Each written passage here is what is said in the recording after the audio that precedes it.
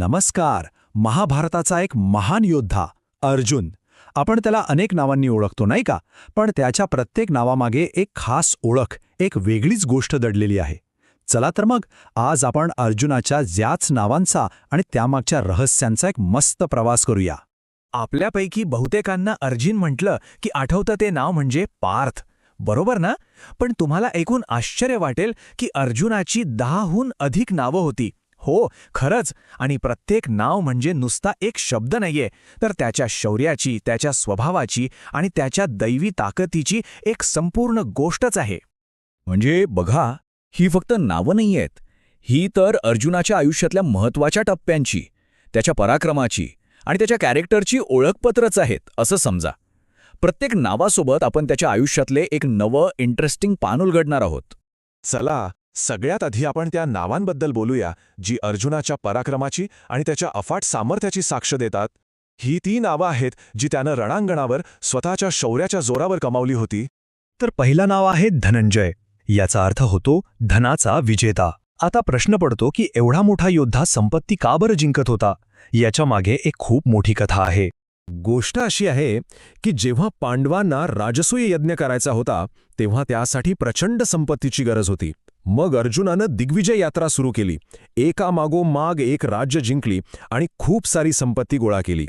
याच संपत्तीमुळे तो यज्ञ यशस्वी झाला आणि तेव्हापासून अर्जुनाला धनंजय हे नाव मिळालं. त्याच्या ताकदीचं दुसरं प्रतीक म्हणजे त्याचं नाव विजय.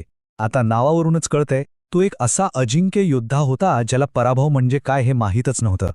जरा विचार करा, अर्जुन आपल्या आयुष्यात एकही लढाई हारला नाही, एकही नाही.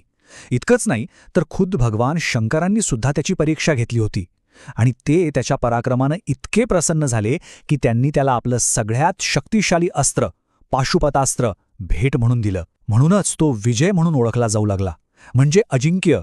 आता अर्जुनाचं एक नाव असं आहे जे त्याची एक पूर्णपणे वेगळी किंबहुना थोडी भयावह बाजू दाखवतं. ते नाव आहे बिभत्सु. याचा अर्थ आहे युद्धात भीषण रौद्र रूप धारण करणारा. असं म्हणतात की युद्धात अर्जुनाचं रूप इतकं भयानक व्हायचं की शत्रू त्याला बघूनच भीतीनं थरथर कापायचे. पण एक गोष्ट लक्षात घ्या, त्याचं हे रौद्र रूप फक्त आणि फक्त शत्रूंसाठी होतं. आपल्या माणसांसाठी तो नेहमीच तेवढाच प्रेमळ आणि शांत होता. बरं, अर्जुनाचं सामर्थ्य केवळ त्याच्या स्वतःच्या कौशल्यावर अवलंबून नव्हतं. त्याला देवांकडून अनेक दिव्य भेटी मिळाल्या होत्या आणि त्यातूनच त्याला काही खास नावं मिळाली. पाहूया कोणती आहेत ती. पुढचं नाव आहे किरीटी. किरीट म्हणजे मुकुट, तर किरीटी म्हणजे मुकुट धारण करणारा. हे नाव त्याला देवांचा राजा इंद्रानं दिलेल्या एका खास मुकुटामुळे मिळालं. खुद्द देवांचा राजा इंद्र अर्जुनाच्या पराक्रमानं इतका इम्प्रेस झाला की त्यानं त्याला एक दिव्य चमचमणारा मुकुट भेट दिला. हा मुकुट इतका तेजस्वी होता की रणांगणावर त्याचा प्रकाश मैल दूरवरूनही दिसायचा. विचार करा काय दृश्य असेल ते. आता अर्जुनाची ओळख त्याच्या धनुष्याशिवाय तर अपूर्णच आहे आणि म्हणूनच त्याचं एक महत्त्वाचं नाव आहे गांडीव धन्वा, म्हणजे गांडीव धनुष्य धारण करणारा. ही गोष्ट आहे खांडवनाच्या दहनाची. जेव्हा अग्निदेवानं ते जंगल जाळायचं होतं तेव्हा अर्जुनानं त्याला मदत केली. या मदतीवर खुश होऊन अग्निदेवानं त्याला गांडीव हे दिव्य धनुष्य दिलं. हे काही साधं धनुष्य नव्हतं. ते इतकं शक्तिशाली होतं की ते पेलण्याची ताकद फक्त आणि फक्त अर्जुनामध्येच होती. अर्जुनाची ओळख फक्त त्याच्या धनुष्यामुळेच नाही तर त्याच्या खास रथामुळेही होती. म्हणूनच त्याला श्वेतवाहन असंही म्हणतात.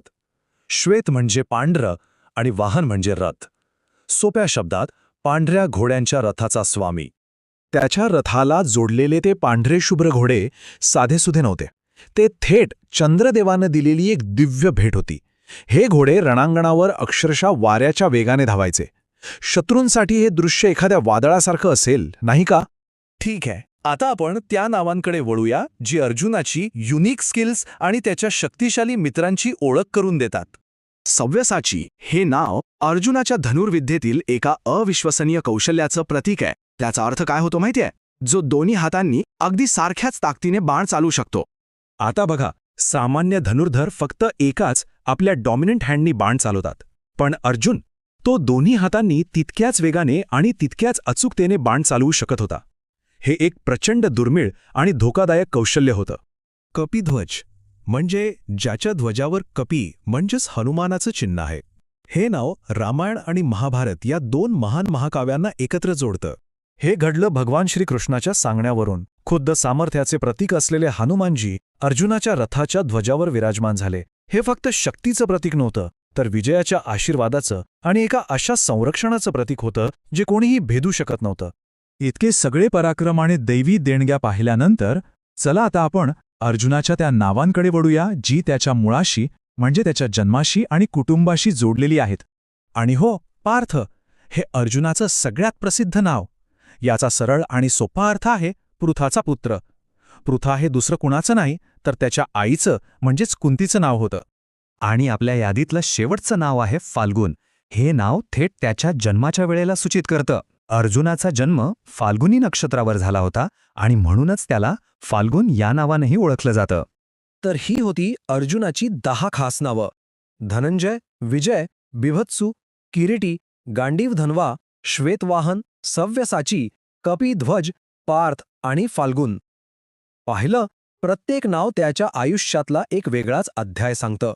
या सगळ्यावरून एक गोष्ट मात्र नक्की स्पष्ट होते की आपली नावं किंवा आपल्याला मिळालेल्या उपाधी या फक्त आपली ओळख नसतात, तर ते आपल्या कामाचा, आपल्या अनुभवांचा आणि आपल्या संपूर्ण प्रवासाचा एक आरसा असतात. आता या सगळ्या नावांपैकी कोणतं नाव अर्जुनाची सर्वात प्रभावी कथा सांगतं असं वाटतं? प्रत्येक नाव एका महानायकाची ओळख आहे, पण कोणती ओळख आपल्याला सगळ्यात जास्त प्रेरणा देते याचा विचार करायला हरकत नाही.